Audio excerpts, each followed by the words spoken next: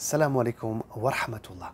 Aujourd'hui, nous allons parler du discours que va faire Ja'far, le cousin du prophète sallallahu alayhi wa sallam, devant le Négus d'Abyssinie.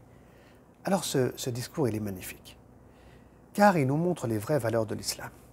Alors, avant tout, je vais vous remettre dans le contexte. On est à la Mecque, ça fait plusieurs années que l'islam a commencé, a débuté, et le prophète sallallahu alayhi wa sallam souhaite que l'islam se propage aussi dans le continent africain. Donc le prophète sallallahu alayhi wa sallam va envoyer une partie importante de ses compagnons. Et à la tête de ses compagnons, on a Ja'far de l'autre côté de la mer Rouge, en Afrique, dans le royaume d'Abyssinie, où il y a un roi qu'on appelle le Négus et qui est chrétien. Mais surtout, c'est un homme juste. Et le prophète sallallahu alayhi wa sallam compte, après bien entendu Allah subhanahu wa ta'ala, sur la justice de cet homme. Mais les habitants de la Mecque, qui à l'époque persécutaient les musulmans, ne souhaitent absolument pas que le prophète sallallahu alayhi wa sallam réussisse à l'étranger. Et donc ils vont envoyer deux ambassadeurs pour que les musulmans reviennent à la Mecque. Ces deux ambassadeurs, alors il y en a un qui est connu, l'autre l'identité elle est un peu douteuse. Mais celui qui est connu est Amr ibn al-As. Alors quand il arrive en Abyssinie, il va aller voir le Négus, il va lui dire écoute, il y a des gens qui perturbent notre peuple, qui insultent nos dieux, qui nous traitent de criminels, etc. Donc il va dresser, Amr ibn al-As, un panneau très négatif et très noir de l'islam et de la communauté musulmane pour tromper le roi d'Abyssinie, pour qu'il renvoie tout de suite les musulmans. Très bien. Mais, comment dire, le Négus est un homme qui est juste. Et c'est pour ça que le prophète sallallahu alayhi wa sallam a envoyé les musulmans là-bas. Et comme il est juste, il va convoquer les musulmans et il va demander à Ja'far, le cousin du messager de Dieu sallallahu alayhi wa sallam, de présenter ce qu'est l'islam pour qu'il puisse se forger sa propre opinion. Et c'est ça, être juste. Dans la vie de tous les jours, vous savez, il peut y avoir des conflits. On va nous dire des choses sur telle personne, sur notre maman, sur notre belle-mère, sur notre chef d'entreprise, je ne sais pas qui encore. Mais il faut toujours écouter l'autre partie. Ça, c'est un enseignement important. Car si on n'écoute pas l'autre partie, alors c'est être injuste en vérité. Apprenons à écouter les deux groupes et à se forger librement sa propre opinion. Ça, c'est un des enseignements forts. Mais bon, ce n'est pas ça le sujet que je souhaitais aborder en réalité aujourd'hui.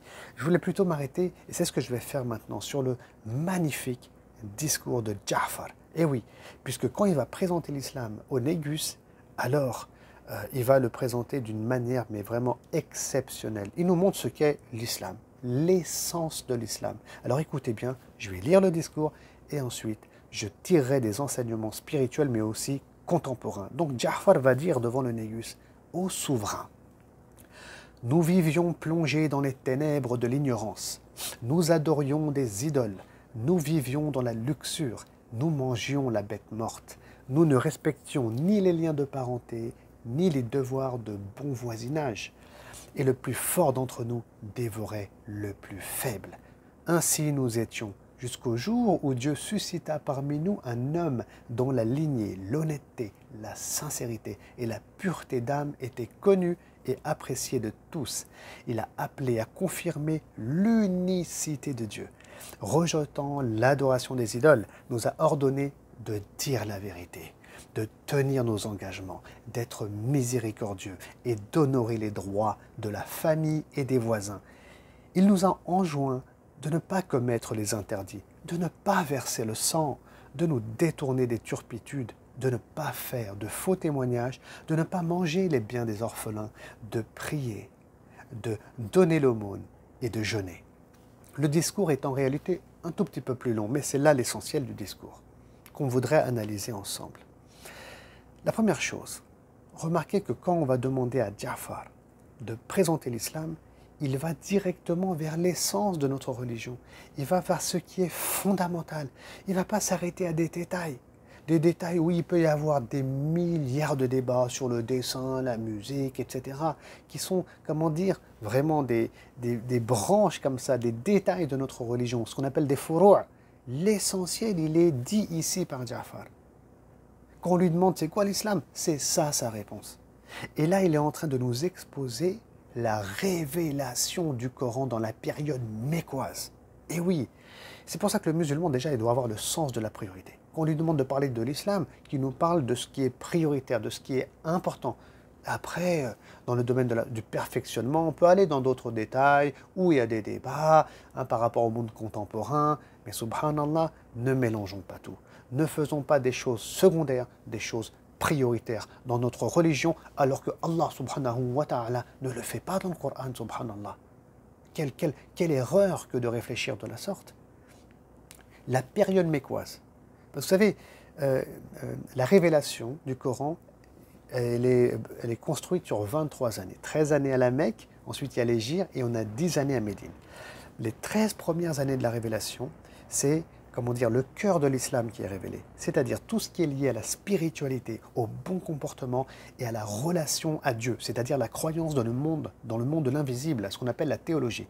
Et c'est à Médine plus tard, sur cette base spirituelle et sur cette base théologique, que les règles du droit musulman vont être révélées. C'est une continuation de ce qui est spirituel et théologique, ce qui est révélé dans le domaine du licite et de l'illicite dans la période médinoise. Et donc là, on est face au cœur de l'islam, le cœur de la révélation. Et quand on lui demande de présenter l'islam, eh bien c'est ça l'islam. C'est ça l'islam. Regardez, je relis quelques passages. Donc on parle de respecter les liens de parenté, le respect de nos parents, quelle que soit leur confession. Même s'ils sont mauvais, on ne doit pas leur dire ouf. Nos parents, on doit les saluer.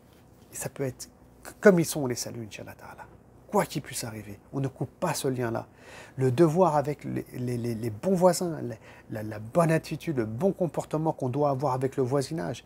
Le plus fort, il ne doit pas dévorer le plus faible. Et d'ailleurs, le prophète sallallahu alayhi wa sallam, il était proche des plus faibles. Il était proche des orphelins. C'est ça, le véritable croyant. Alors qu'aujourd'hui, il y en a qui préfèrent être proches des hommes d'État, proches des gens puissants. Les choses, malheureusement, se sont inversées.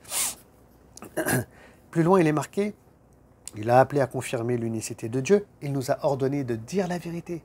C'est ça aussi l'islam. Être honnête, dire la vérité. Allah subhanahu wa ta'ala n'aime pas les menteurs.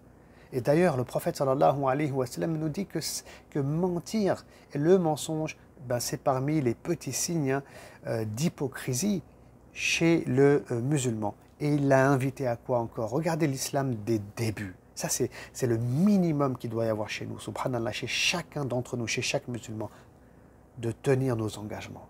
Allahu Akbar, d'être miséricordieux. Là, on a besoin de miséricorde dans ce monde qui va très mal aujourd'hui, où il y a des atrocités qui sont commises dans le monde tout entier. D'honorer les droits de la famille et de nos voisins, de ne pas verser le sang.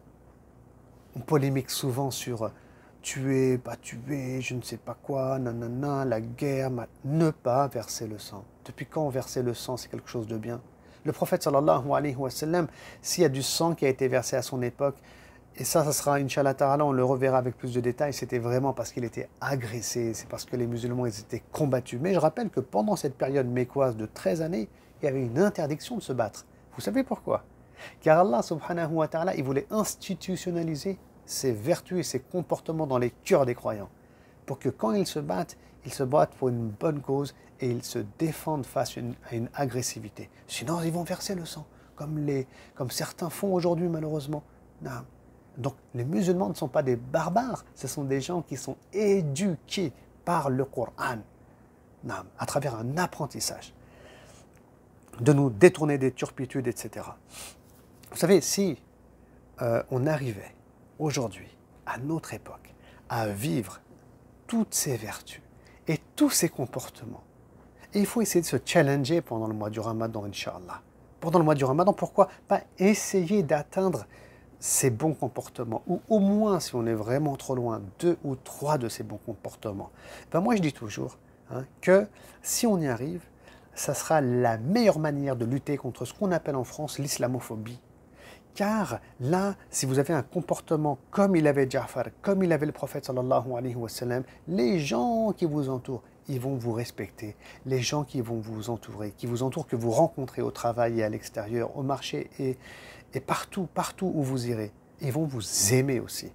car ces comportements-là sont des comportements universels qui vont créer chez celui qui est en face du respect et de l'amour. Même si c'est quelqu'un qui déteste l'islam, sa haine, son obscurité va se friter, s'effriter, se casser, se détruire. Et il y a une lueur d'espoir et une lumière qui va toucher son cœur, Inch'Allah Ta'ala. C'est comme quand le prophète sallallahu alayhi wa sallam dit tahadu tahabu, offrez-vous des cadeaux, ça va générer de l'amour. Et ces bons comportements-là, c'est la manière la plus efficace pour contrer l'islamophobie et pour contrer tout le discours de haine parfois qu'on peut entendre gratuitement sur certaines, malheureusement, chaînes de télévision. Voilà, donc ça, je souhaitais le souligner et le dire en ce mois béni. Et enfin, pour terminer, parce qu'il y a tellement à dire sur ce discours, remarquez qu'on n'est pas dans un débat stérile non plus. Ja'far, quand on lui demande de présenter l'islam, il n'est pas en train de dire « Oui, vous les chrétiens, on n'est pas d'accord avec vous, vous dites n'importe quoi, Jésus n'est pas le fils de Dieu ». Il n'est pas dans un débat stérile, un débat où l'autre il a sa croyance et nous on a la nôtre. C'est pas à l'ordre du jour ça. Le fait de débattre de manière intellectuelle, on est d'accord, pas d'accord. Ça c'est quand il y a une confiance qui est établie. Ici on demande de présenter l'islam. Très bien. Donc on va parler de points communs, d'un tronc commun, universel, on se rejoint tous dessus, on va apprendre à se respecter, on va apprendre à s'aimer, c'est la base. Et puis un jour, Inch'Allah Ta'ala, on parlera de nos désaccords et chacun ensuite sera libre de ne croire ou de ne pas croire. Et chaque être humain, il a cette liberté. Et c'est Allah, subhanahu wa ta'ala, d'accord, qui va juger les individus. Mohammed est un rasoul, un messager. Il n'a pas, comment dire, il n'a pas tué et massacré les gens pour qu'ils deviennent musulmans. Une foi ne s'impose jamais.